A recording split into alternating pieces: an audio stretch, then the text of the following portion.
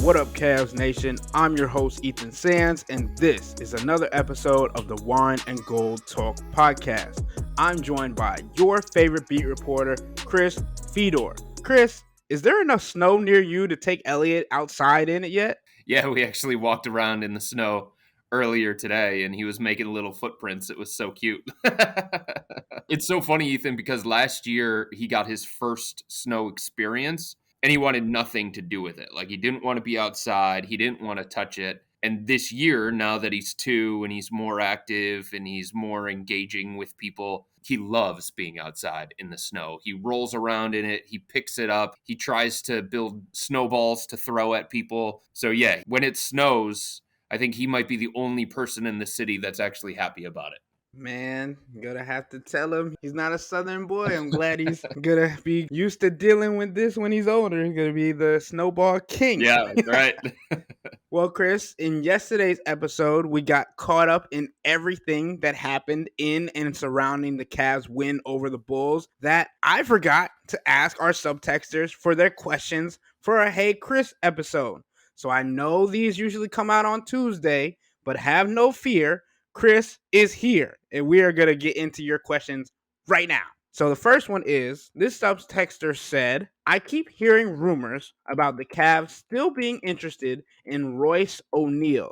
Is this true? And if so, how can we facilitate such a transaction? Please tell me we wouldn't have to trade Karras. He seems to be the most productive bench player. Nah, it wouldn't be Karras. Look, I mean, I wrote about this last year at the trade deadline when the Cavs thought that they had a deal in place all with the intention of getting Royce ONeal. It wasn't a straight-up deal with the Brooklyn Nets. It was a complicated one where the Cavs had to go down the road with a different team, try to acquire a first-round pick, and flip that to Brooklyn in exchange for Royce ONeal. It didn't happen.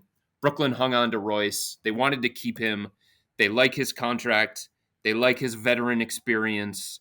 They like the fact that he can help mentor some of their younger players. But at the same time, like, this is a team, and we've talked about this, that has a glut of wings, and it's hard for all of those guys to get consistent minutes. Part of the reason why the Cavs are interested in Royce ONeal is because he's got playoff experience. He played alongside Donovan Mitchell in Utah. That certainly doesn't hurt. He can play the 2, the 3, and the 4 in certain lineups. And he's got a team-friendly contract that's at a low number. So if you look at it from the Cavs' perspective, he checks a lot of the boxes. They are interested in Royce. They were interested in him last year at the trade deadline. Nothing has changed that. They have a list of targets. He's one of a few. And from their perspective, because he only makes $9.5 million per year, a theoretical deal can get done with some combination of Isaac Okoro and Tai Jerome, or Dean Wade, Tai Jerome. Like, that would be the type of framework that the Cavs would be looking at. Maybe even Dean Wade, Damian Jones. A 2-for-1 type deal where the Cavs also toss in some future draft capital. But it certainly wouldn't be Caris LeVert. He makes $15 million. Royce ONeal only makes $9 million. Unless the Cavs brought in somebody else in that particular deal. But I just get the sense that Royce is somebody that makes a lot of sense from the Cavs' perspective, given the price wouldn't be too difficult for the Cavs to reach, and all of the other factors that would make him both an on-court fit and a behind-the-scenes fit. He is Donovan Mitchell's best friend. That certainly doesn't hurt. All right, next question. How do you think the Cavs will be able to carry this offensive flow forward as Darius Garland and Evan Mobley come back? Rotationally? And I think we've answered this question a good amount of times on this podcast. So I want to ask you a different question if you feel like you don't have a direct response to the one that was just asked by the subtexter. Well, I don't think it's so much Darius. A lot of people are focusing on the Darius piece of the whole thing, because stylistically, him with Donovan Mitchell, him playing on the ball more, him facilitating more, and this run has obviously coincided with him being out, and like, there are less ball dominant players for the Cavs to deal with during this stretch. But to me, the bigger question is Evan Mobley, because a big part of what the Cavs have been doing over the last 13 games is shooting more threes. And part of the reason why they're shooting more threes is because they're playing more four-shooter lineups, because they have more floor spacing, because they have more shooting out there on the court. Evan Mobley is somebody who plays inside the perimeter. Evan Mobley is not the kind of stretch forward that Dean Wade is. He's not the kind of stretch forward that George Niang is. So I think that is a bigger question from the Cavs standpoint. Can they be the prolific three-point shooting team if Evan Mobley, a non-shooter, a non-spacer, is going to get 32 to 36 minutes per night at the expense of some of the other floor spacers and shooters? That's something that is real. That's something that I'm going to be monitoring in the second half of the regular season. So to me, it's not so much Darius. Like stylistically, having Evan Mobley forces the Cavs to play different on the offensive end. And I want to see how they're going to navigate that. Right. And I think that's a good point because obviously Darius and Evan are two different players. They will still want to play the four shooter lineup. And when Evan's back, he will have to take time and that five role, and we'll have to see what that looks like. Right. But they're also going to want to play Evan Mobley and Jarrett Allen together, just like they always do, just like they always have since drafting Evan with the third overall pick, because they believe it makes their defense elite. They believe that it takes their defense to a completely different level, and the numbers support that. The other question that I wanted to ask, based on this question that was asked by the subtexter, was will the Cavs go back to Wade and Isaac on the bench getting minimal minutes? And how do the Cavs counteract losing the defense that those two bring as well with their minutes being absorbed by other players? Well, they're going to gain defensively in a different area with Evan Mobley and Jarrett Allen together. Right? You don't have to be as stout or as aggressive on the perimeter because you have two guys back there protecting the rim, helping. Evan Mobley is one of the premier weak side defenders in the NBA. Those two guys together cover up a lot of mistakes that could theoretically happen on the perimeter. So, yeah, you lose some perimeter defense. Yeah, you lose some toughness. Yeah, you lose a little bit of defensive versatility. Some of those matchups now are going to go to Karis LeVert or Donovan Mitchell as opposed to Dean Wade or Isaac Okoro. But it's something that the Cavs are going to have to work through, Ethan. It's something that they're going to have to continue to figure out. It's a lot easier to run your rotation when Dean Wade is in the starting lineup. Now you're putting him on the bench, and it's like, okay, do we get him minutes at the expense of George Niang? Do we get George Niang minutes at the expense of Dean Wade? Because they're stylistically similar. Dean's a way better defender. Everybody can understand that. But they theoretically bring some of the same traits that the Cavs like. And then when it comes to Isaac Okoro, it's like, can Karis LeVert do some of those things at a high enough level as Isaac? So they're going to get to a point where they're reintroducing two players that are part of the starting lineup, the other 40% of their starting lineup, and both those guys, Ethan, are high minute guys. They're going to play 32 to 36 minutes. So now all of a sudden you're looking at the Cavs being in a situation where it's an 8-9 man rotation. Everybody understands that that's what it's going to be because that's what JB Bickerstaff is most comfortable with. And there's just not going to be the same amount of playing time for Dean Wade, for George Niang, for Isaac Okoro that there has been during this stretch.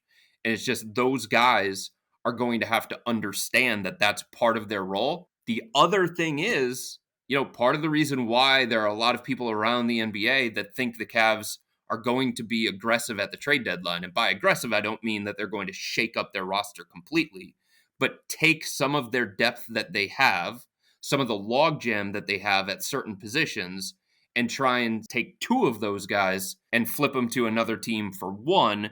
And that, in a way, it remedies the problem a little bit when this team is fully healthy. We have this question up next. Is Tai Jerome a trade piece since CPJ seems to be a cheap and talented backup? Yeah, I mean, I think Tai is somebody that the Cavs would move in the right deal. If they need to aggregate some more salary, they would do that. If we're talking about 2-for-1 deals and you're starting with Dean Wade, that's only $6 million. If you toss in Tai Jerome or if you toss in Damian Jones, suddenly you're talking about getting an $8 or $9 million player. And the guys available to the Cavs in that kind of scenario are a lot more appealing. That brings Royce ONeal into the equation.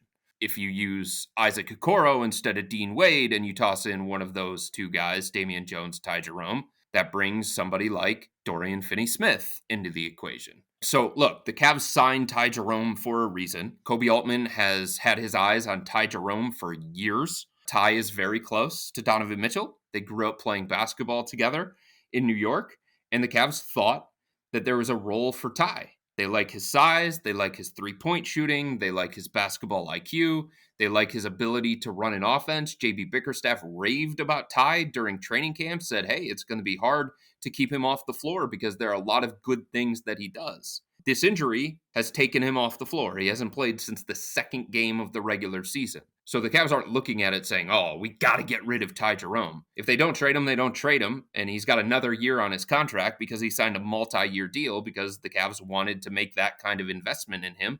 And they believe in him and they believe in some of his untapped potential. But if they need his salary to aggregate, I think it's easier for them to make that kind of deal and sacrifice that kind of depth in the backcourt because they do have Craig Porter Jr., who is currently on a two-way contract but could get his contract converted to a standard NBA deal. And even though he doesn't have as much experience in the NBA as Tai Jerome, even though he doesn't have as many games under his belt, he has shown an ability in certain stretches to be an effective backup. When he's gotten the opportunity, he has looked ready for the moment. He has been effective. And I think with more time and more experience, he's just going to continue to get better and better and better. And I think it allows the Cavs some optionality and flexibility when it comes to this particular trade deadline. Chris, you know why I love these subtexters so much, man? Not because they interact with us so much and get back to us and give us their takes, but sometimes they leave a little wiggle room for me to give some interpretation of their questions. This subtexter simply sent the box score of the Utah Jazz versus Indiana Pacers game where the Jazz nearly won by 30 points with Markkanen and Colin Sexton both scoring over 30 points. To me, without any words, this subtexter was asking if the Cavs won the trade for Donovan Mitchell. It's a win-win deal. I don't understand why people can't accept that. The Cavs got what they wanted out of the deal, and the Utah Jazz got what they wanted out of the deal. And Donovan Mitchell has been one of the best players in the entire NBA since coming to the Cavs. Who's going to say no to that? He was a starter for the Eastern Conference last year. He was in the MVP conversation. He almost made first team All-NBA. And this year again, he's going to be an all-star. This year, he is playing great for the Cavs. He is one of the most important players to any team in the entire NBA. That's the kind of impact that he has made for this team. He has taken this team from a play-in type team to a team that has a higher ceiling than that.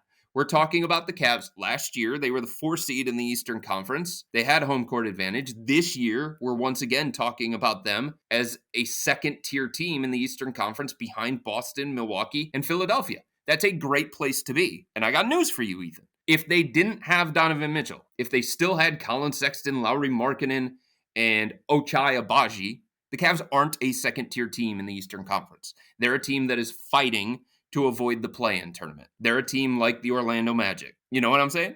So I understand why Utah would be happy with what they're getting from Markkanen and Colin Sexton. They should be happy about that.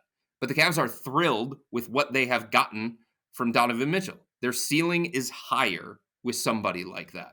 Anytime you have an opportunity to get one of the best players in the NBA, it is going to be costly. You're going to have to give up something of value. You're going to have to give up something that gives you a little bit of pain. That's what it costs. In order for the Los Angeles Clippers a number of years ago to get Paul George, it took them giving up Shai Gilgeous-Alexander, right? In order for the Indiana Pacers to potentially get Pascal Siakam, they may be giving up Bruce Brown, who was one of their most important signings this offseason, who brought championship experience, who brought playoff experience, who has played really, really well for a team that is 6th in the Eastern Conference. But it's like sometimes that's what it takes to get these deals done.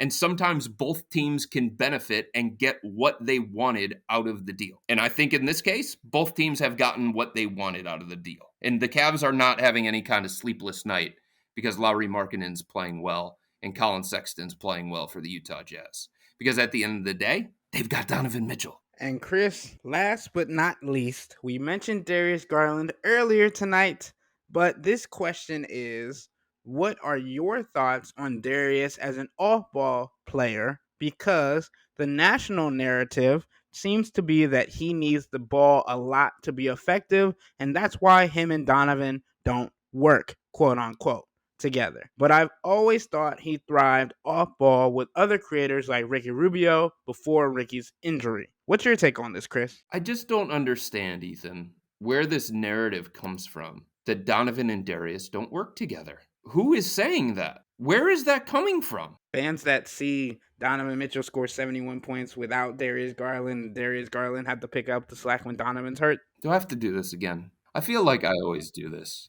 I feel like they need it. It feels like every podcast is the same. It's not even to the subtexter. No, he's taking whatever the narrative is that's out there. I think it's every podcast. We got to give it to him on why Donovan and Darius work. So I'm going to let you take it this time, Chris. This time, huh? With Donovan Mitchell and Darius Garland on the court together, this year it's been limited. Darius has been dealing with injuries. Donovan's been dealing with injuries. So it's only been 16 games. It's been less than 400 minutes. Okay? But in those 363 total minutes, with Donovan Mitchell and Darius Garland on the court together, the Cavs are outscoring opponents by 9.7 points per 100 possessions. That's good. They have an offensive rating of 114.5. They have a defensive rating of 104.7. So it's like they work based on the other personnel that the Cavs have on this roster, with Max Strus as the starting small forward to space the floor, to create some movement, to give them a legitimate threat at the small forward spot that they didn't have last year when they were using Karis LeVert, Lamar Stevens, Jetty Osman, and Isaac Okoro. It's just different with a starting caliber two-way wing like Max Strus. And then, if you're going to play Donovan Mitchell and Darius Garland together, obviously, there are defensive limitations that those guys have physically. But it works with the other personnel because you have two elite rim protecting bigs that are back there erasing mistakes out on the perimeter. So it's like, yes, there are flaws with them together, but it's all about how you construct the roster around those guys.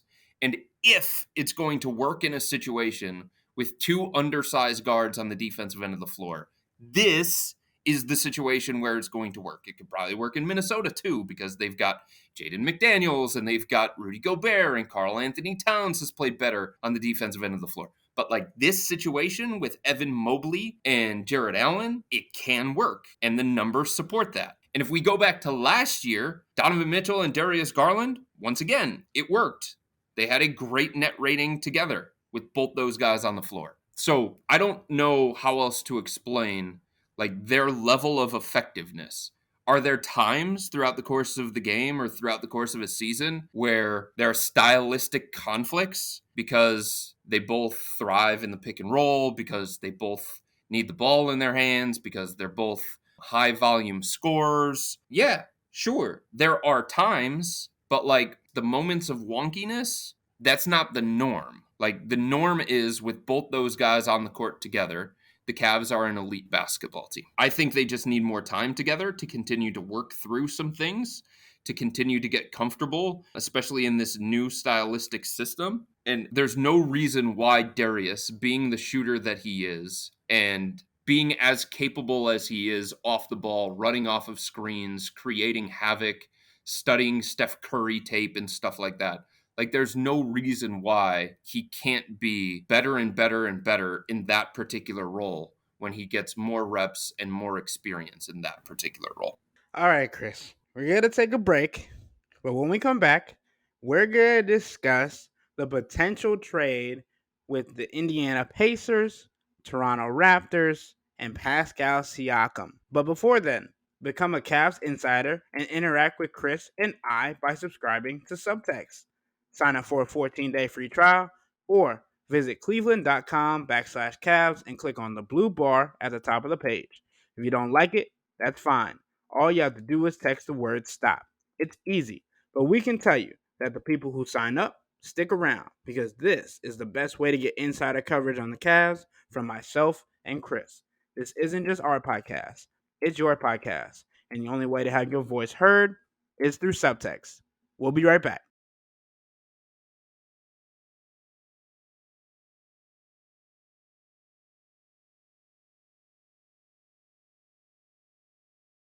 All right, we're back. Chris, this potential trade on a team with the Indiana Pacers that are as hot as can be. Pascal Siakam, who still has a lot to give in the NBA and is a highly sought after player in this year's trade deadline. There was a report that came out today that the Raptors and Pacers are active in talks on a trade centered around the two-time All-Star for a package that includes 3 first-round picks. Chris, this could be a shakeup in the Eastern Conference on a team that has already been giving some people and teams a shakedown. How do you feel about the potential for this trade and what it could mean for the Eastern Conference? Well, here's the thing, Ethan. You've got teams beyond the top three in the Eastern Conference that are just battling for positioning, battling to avoid the play-in tournament, battling to be one of the top 6 seeds in the Eastern Conference. We've talked about how competitive that's going to be. We've talked about the second half of the season, the playoff push, and what could potentially separate those teams. It could be the smallest thing. But at the end of the day, like this would be a situation where another one of those teams that the Cavs are competing with for that spot, that same type of spot, is all of a sudden making a move to improve the roster. And that is going to have a trickle down effect on the Cavs' chances of being one of the top 6 teams in the Eastern Conference. You know, you never want to say, well, one move is going to prevent the Cavs from reaching their goals or something along those lines. But it's like every move that these other teams make is going to have some kind of effect on the Cavs. And to see both of those teams, the New York Knicks by getting OG Anunoby, a big piece ahead of the trade deadline, and the Indiana Pacers getting another big piece, somebody who seems to fit exactly what it is they are looking for from that particular position. Somebody with playoff experience, somebody who can play inside and outside, somebody who can start at the forward spot, but also finish games as a small ball 5 from time to time, giving some lineup versatility. This is something that is going to have a trickle down effect to the Cavs and their chances of staying in the top 6 in the Eastern Conference. So when you see 2 teams right around you improving their roster, you start to say, okay, what is it that we can do to improve our chances as well? The Cavs are always aggressive. That's how this front office operates. But it's now something that it makes it less likely that the Cavs just stand pat at the trade deadline, to me. And Chris, just for fans that may not be aware of how close the Eastern Conference is, you got Boston at 1, Milwaukee at 2, Philadelphia at 3, Cleveland at 4, Miami at 5, Indiana at 6, New York at 7, and Orlando at 8. The Cavs are only 4 games back from second place Milwaukee. The Miami Heat are also just 4 games back in the 5th seed. The Pacers are only 5 games back and are 1 game behind the Heat and the Cavs. So you think about how close this race is right now. We're not even at the halfway point. We're not even at the trade deadline. All of these things need to be accounted for. And you think about what Pascal Siakam can bring. And you mentioned it, like it's another body that you have to think about. The pick and roll with Tyrese Halliburton would be nasty. It seems like the Indiana Pacers are extremely hungry this season based on what we've seen thus far. Tyrese Halliburton is going to be coming back from injury. All of those things taken into account. It doesn't feel like this Indiana Pacers team is going anywhere without Pascal Siakam. But adding him into the mix is just a whole nother component that not only the Cavs, but all the teams in the Eastern Conference have to look out for. Yeah, we've talked about it. I mean, this is an Indiana team that, for all of their problems defensively, and they are wretched on the defensive end of the floor.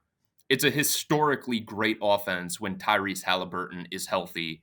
He's the engine of that offense. And when he's driving that offense, it is a very, very formidable team. And Indiana needs somebody like Pascal Siakam. When you start thinking about some of what their minutes have been at the power forward spot, it's been some combination of Obi Toppin and Jalen Smith. Aaron Nesmith every now and then plays some small ball power forward.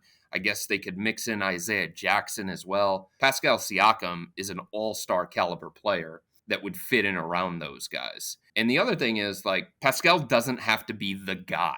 You know what I mean? Like, this can still be Tyrese Halliburton's team. It can still be Tyrese Halliburton, Miles Turner running pick and roll, pick and pop. And I think Pascal's the kind of guy who, he has played a variety of roles with Toronto throughout the course of his career. And it's not like some big alpha dog who's going to come in and disrupt things that the Indiana Pacers are building. It's not somebody who's going to step in there and start taking touches away from Tyrese Halliburton or changing the style that the Indiana Pacers want to play.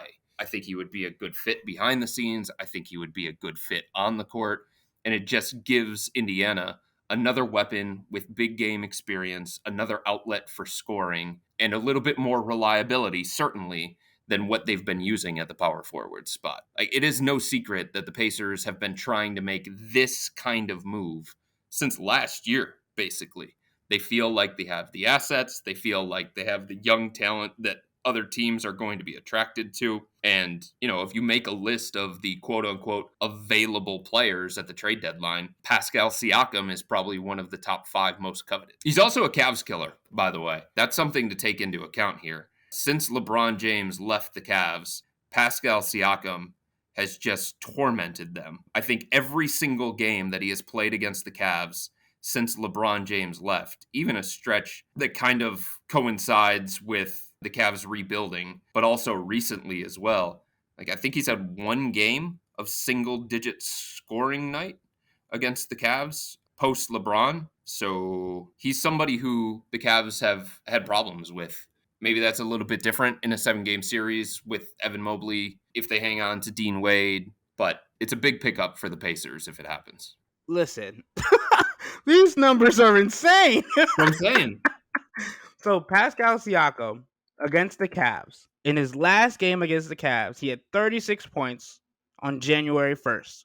In 2022, he had 35 points. Also in 2022, he had 26 points. In 2019, he had 33 points. In 2021, he had 25. 2023, 25. 2022, 24. Like, hold on. To put it like this, Ethan, over the last 9 games playing against the Cavs, Pascal's lowest scoring output is 18 points.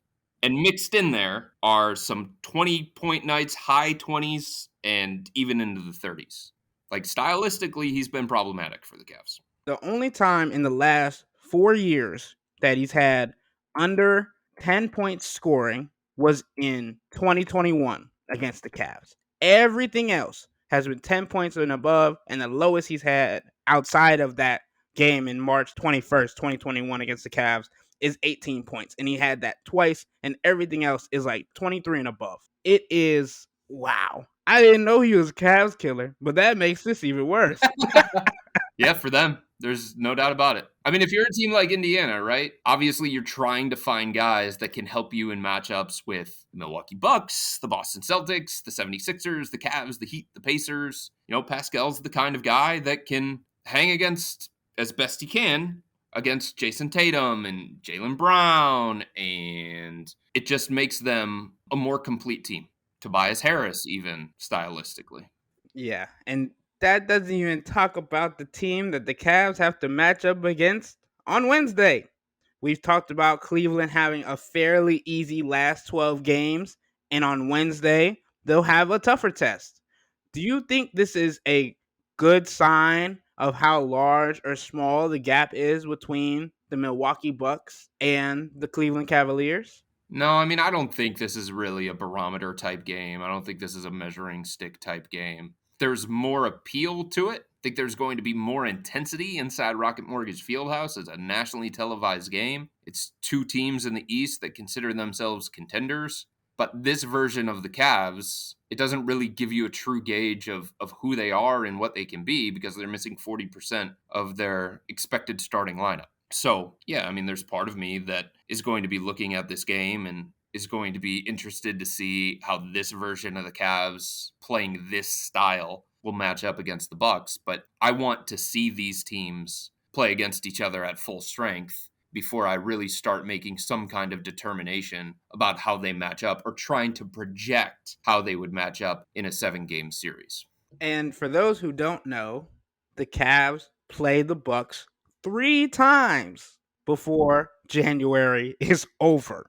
And so I want to ask you, Chris, realistically, over these 3 games against the Bucks, taking into account that 2 of them are going to be in Milwaukee as part of a back-to-back, how do you think they could fare record-wise? Milwaukee's a very difficult place to play. I think it depends what version of Milwaukee shows up and like how seriously they take this matchup against the Cavs. But at home, they're 19-4. It's a very, very difficult place to play. Obviously, if the Cavs win 2 of the 3, they should be doing cartwheels in the locker room, right? If this version of the Cavs finds a way to get 2 of 3 against the Bucks, they should be doing cartwheels in the locker room. But I just think this version of the Cavs missing what they're missing, it's hard for me to expect that. It's hard for me to demand that from the Cavs. So it just feels like 1 and 2 or 0 and 3. They just played the Bucks recently, played well in stretches in that game against Milwaukee, but ultimately they lost. And, the reason why they lost is pretty obvious. Giannis was terrific in that game, and Dame was awesome as well. And if both Giannis and Dame play at the level that they played at, just like they did in the most recent meeting between the two teams, it's going to be hard for this version of the Cavs, down Evan Mobley and down Darius Garland, to keep up. And Chris, let's just say that theoretically, Darius Garland comes back by the end of the month and is able to play in one of the 3 games against the Bucks. I want to say this first. I am somebody who has been very optimistic this season with the Cavs record and seeing where they can get prediction wise. And I also agree with you that I think 1 and 2 is probably realistically the best thing that could happen in the next 3 games against the Bucks. But I want to get your take on how Darius's return could impact this kind of game, especially if he's not at full game speed and still needs to get those reps in games and stuff. I mean, with him in the lineup, the Cavs are going to be more explosive. They're going to be more formidable. They're going to have a chance to keep pace with the Bucks on the offensive end. At the same time, it gives Milwaukee somebody not to attack, because I think that's unfair to Darius, but somebody that they could potentially physically overmatch. Let's put it that way. So there's a little bit of give and take there, right? And it all depends on the style of game that the two teams want to engage in. I just think at the end of the day, even if the Cavs were at full strength, I think there's a level that Milwaukee can reach that the Cavs haven't shown that they can consistently reach. And it doesn't mean that during the regular season, every team is going to bring their A game on every single night, right? But if Milwaukee plays its A game, I just think there's a different ceiling attached to that roster than the one attached to the Cavs. There's a reason why I see the Cavs as part of that second tier alongside Indiana, Miami, the New York Knicks. I just have to see it more consistently from the Cavs that they can reach the top level that I think Milwaukee, Boston, and Philadelphia, 1, have shown, and 2, it would appear based on the talent level that they have, are able to do more consistently than the Cavs are. All right, Chris. Last question for today. When it comes to the Cavs' defensive assignments, I'm thinking Isaac Okoro will guard Damian Lillard, Dean Wade will be on Chris Middleton, and Jared Allen will be on Giannis Antetokounmpo. How do you feel about these matchups on paper? Well, Jared is somebody who, nobody stops Giannis, obviously. But Jared is somebody who can at least move his feet, use his length, bother Giannis a little bit, wall off the paint. make it difficult on him to score the ball the way that he's accustomed to. Of all the guys that the Cavs have to throw on Giannis, that's obviously the best option that they have. And that's a pretty good option for other teams, too. The thing that they have to worry about, I think, is that if they start focusing too much attention on Giannis or too much attention on Dame, Milwaukee's got capable other guys. And in the most recent meeting between the two teams, Malik Beasley just heated up from downtown. He made 5 threes. He scored 15 points that night. He was a plus 12 overall. And part of that is because of the attention that Dame usually commands and the attention that Giannis usually commands. So it's almost like a pick your poison type thing. Do you want to make Giannis a scorer, or are you going to send an extra body at him and say that it's up to you, Malik Beasley, it's up to you, Pat Connaughton, and it's up to you, Brook Lopez, it's up to you, Chris Middleton. So I think how they approach it will be interesting. And the same thing when it comes to Damian Lillard. But I do think that those are probably the matchups that is going to be. There's going to be a bunch of cross matching because there always is. There's going to be a bunch of switching because there always is.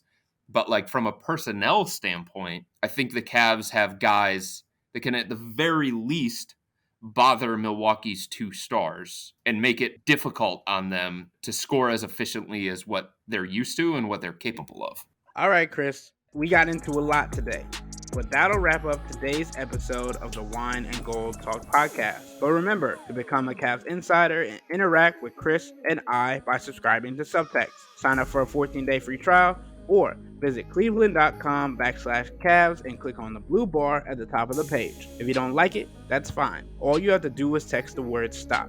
It's easy, but we can tell you that the people who sign up stick around because this is the best way to get insider coverage on the Cavs from myself and Chris. This isn't just our podcast, it's your podcast, and the only way to have your voice heard is through Subtext. Y'all be safe. We out.